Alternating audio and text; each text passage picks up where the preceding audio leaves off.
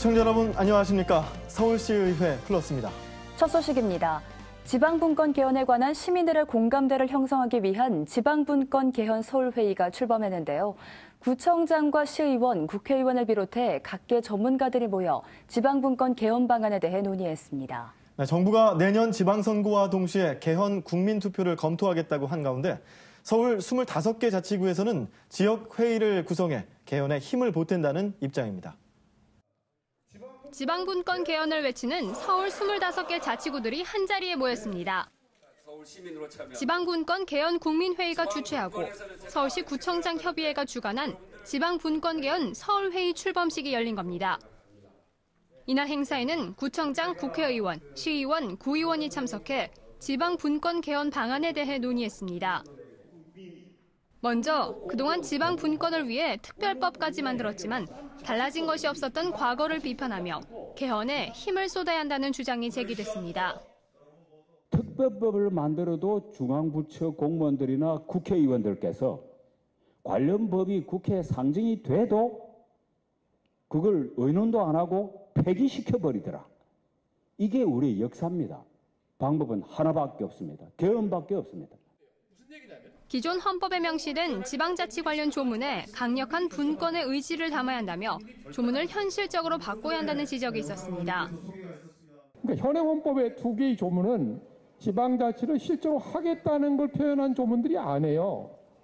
그냥 지방자치를 한다고 명목적으로 선언하는 것이지 실제 실행에 옮길 의사를 가지고 만든 조문이 아닙니다. 자치 입법에 대해 제약을 느끼고 있다는 김미경 서울시 의원은 가능한 범위 내에서 법을 바꿔 지방의회에 권한을 줘야 한다고 말했습니다. 지방의회의 예산 편성을 정부가 한다고 볼 수밖에 없는 상황입니다. 그래서 반드시 그 비목 설정이라든가 이런 것들은 그 지방 정부가 할 수 있게끔 그 권한을 줘야 된다고 생각하고요. 문석진 서대문 구청장은 자치단체가 지역의 문제를 해결할 수 있는 권한이 필요하다며 현장에서 느꼈던 불편함을 토로했습니다. 홍제동 사거리에 유턴하기 위한 민원들이 엄청 많았습니다. 그래서 국회의원, 구청장, 시의원, 구의원 다 유턴해 주기를 원했습니다. 그런데 얼마나 걸렸냐? 3년 9개월 걸렸습니다. 그리고 유턴할 수 있는 권한이 지방정부에 없습니다. 경찰의 권한입니다. 각 자치구에서는 지역회의를 구성해 개헌 촉구에 힘을 보태고 주민들을 대상으로 하는 강연도 마련합니다. 현 정부가 내년 지방선거와 동시에 개헌 국민투표를 신중히 검토하겠다고 한 가운데 서울의 자치구들은 지방분권 개헌 촉구 움직임에 힘을 보태고 있습니다.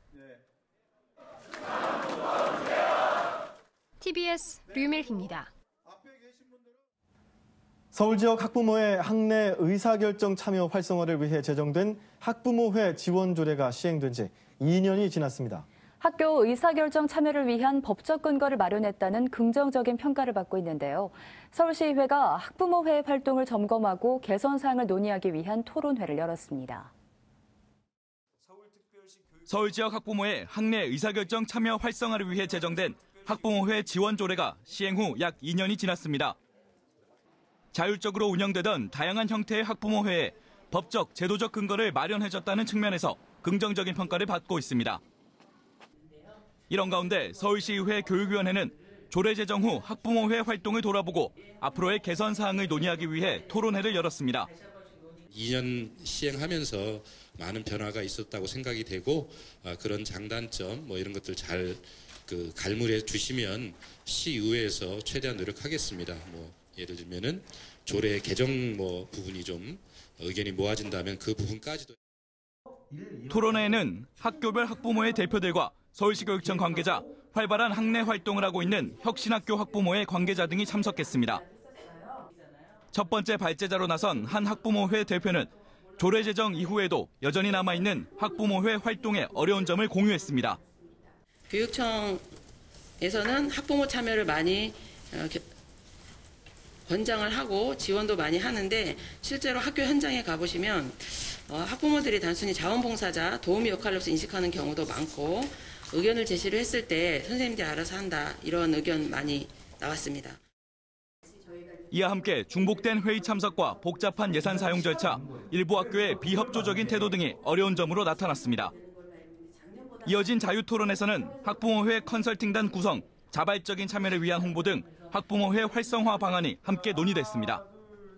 TBS 이홍석입니다.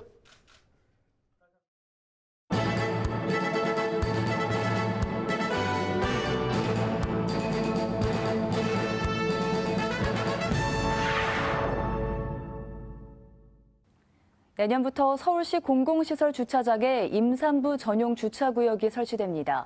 서울시의회 김선가 문영위원장은 자신이 대표 발의한 서울특별시 임산부 전용 주차구역 설치 운영에 관한 조례안이 교통위원회 심의에서 수정 가결됐다고 밝혔습니다. 김 위원장은 저출산과 인구 절벽이 사회 문제로 대두되고 있는 가운데 임산부를 배려해 출산 장려와 여성복지 증진 차원에서 조례를 발의하게 됐다고 그 취지를 설명했습니다. 임산부 전용 주차구역은 임신 중이거나 분만 후 6개월 미만인 여성이 이용할 수 있으며 임산부가 탑승한 차량임을 증명하는 표지를 부착해야 합니다. 임산부 전용 주차구역의 크기는 장애인 전용 주차구역과 동일하게 규정했습니다.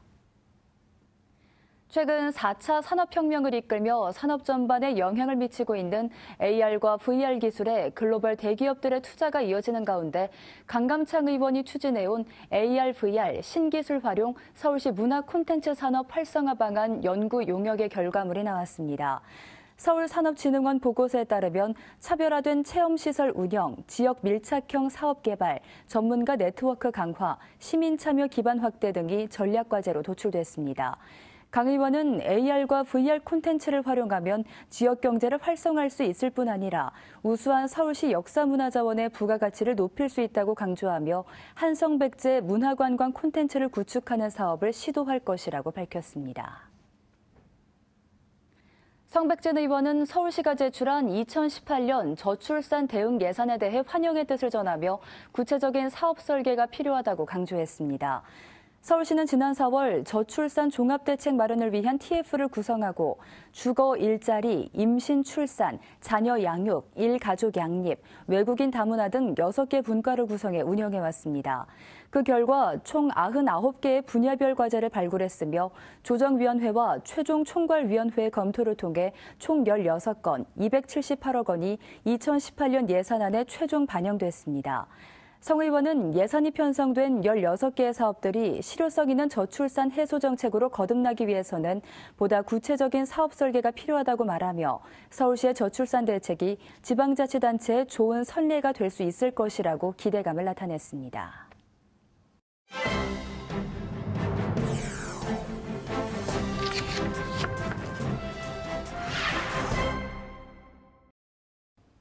지난 시간 안정적인 주거와 편리한 교통을 관리하는 두 곳의 상임위원회에 대해 알아봤는데요. 오늘은 그 무엇보다 중요한 서울 시민의 건강과 안전을 책임지는 상임위원회를 알아보겠습니다. 어떤 곳들이 있을까요? 네, 바로 도시안전건설위원회와 보건복지위원회, 환경수자원위원회입니다. 지난 11월 15일 포항에서 발생한 지진은 서울을 비롯한 수도권 지역에서도 감지될 정도였는데요. 이처럼 증가하는 재난에 대비하기 위해 제9대 의회 개원 시기에 맞춰 건설위원회와 도시안전위원회가 도시안전건설위원회로 새롭게 출발했습니다. 도시안전건설위원회는 안전총괄본부와 물순환안전국, 그리고 도시기반시설본부 중 시설국 소관에 속하는 사항은 물론 소방재난본부의 소관 업무를 관장하고 있는데요. 시민의 안전을 지키기 위해서는 현장 시찰도 소홀히 하지 않았습니다. 서울로 7017과 중랑 물재생센터 현장 시찰을 통해 이 현대화 시설 현장을 보면서 총 31회의 현장 시찰로 현장 상황에 대해 그 누구보다 빠르고 또 빠르게 실태를 파악해서 다양한 의견들을 안건 심사에 반영할 수 있었죠. 이 활동들을 바탕으로 주찬식 위원장은 서울시내 시설물 중 내진 확보율이 상대적으로 낮은 민간 건축물을 대상으로 지진 안전성을 표시하도록 하는 서울특별시 민간건축물 지진 안전성 표시제 운영에 관한 조례안을 발의했고요. 다음으로 유광상 의원은 서울특별시 재난 및 안전관리 기본조례 일부 개정 조례안을 발의해 자연재난 범위에 미세먼지를 포함시켜 재난 수준의 대처를 가능하게 했습니다. 네, 도시안전건설위원회의 꼼꼼하고도 발빠른 현장 시찰이 더욱 안전한 서울을 만드는 데 일조한 게 아닌가 싶은데요. 그렇다면 보건복지위원회에서는 어떤 사항들을 다루나요? 네, 이름에서도 알 수 있듯이 이 보건복지위원회는 서울 시민들의 보건과 복지를 책임지고 있는 상임위원회입니다. 다양한 사람이 함께 사는 수도, 서울인 만큼 보건과 복지 또는 다양한 관점에서의 접근이 필요하겠죠. 메르스와 같은 재난 의료 상황에 대비하기 위해서 감염병 대응 역량을 강화할 수 있도록 긴급 예산을 투입했고요.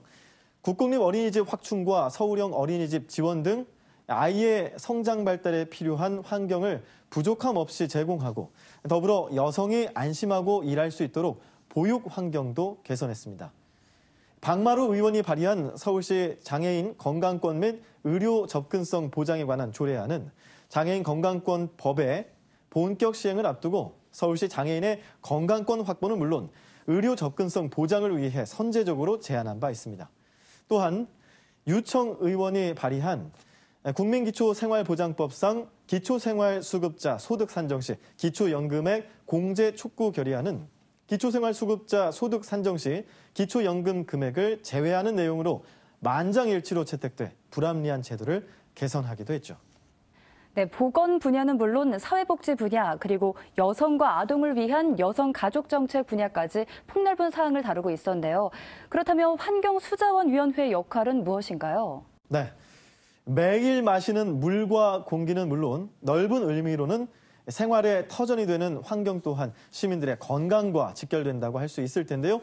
환경수자원위원회는 수돗물 공급과 대기질 개선, 자원순환과 에너지 관련 업무를 총감독하고 있습니다.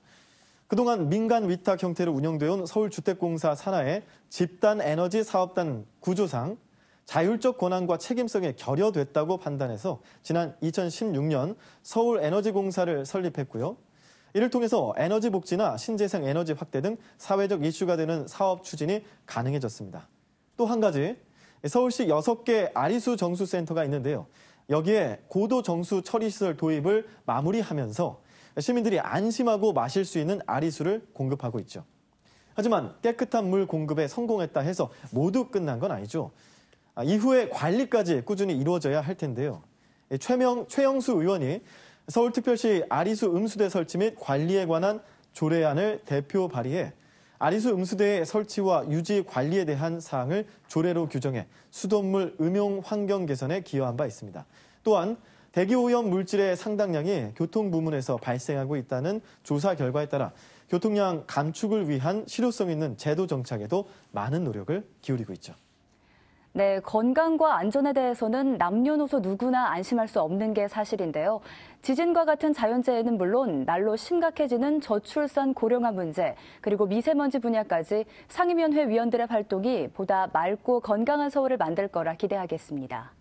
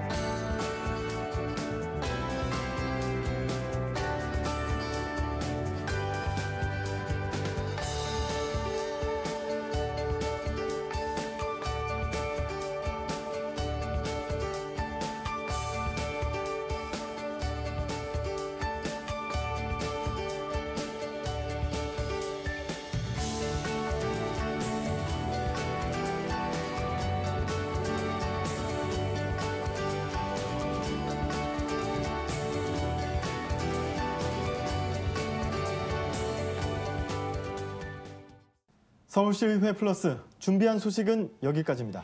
다음 시간 더 알찬 소식으로 찾아뵙겠습니다. 함께해 주신 여러분 고맙습니다.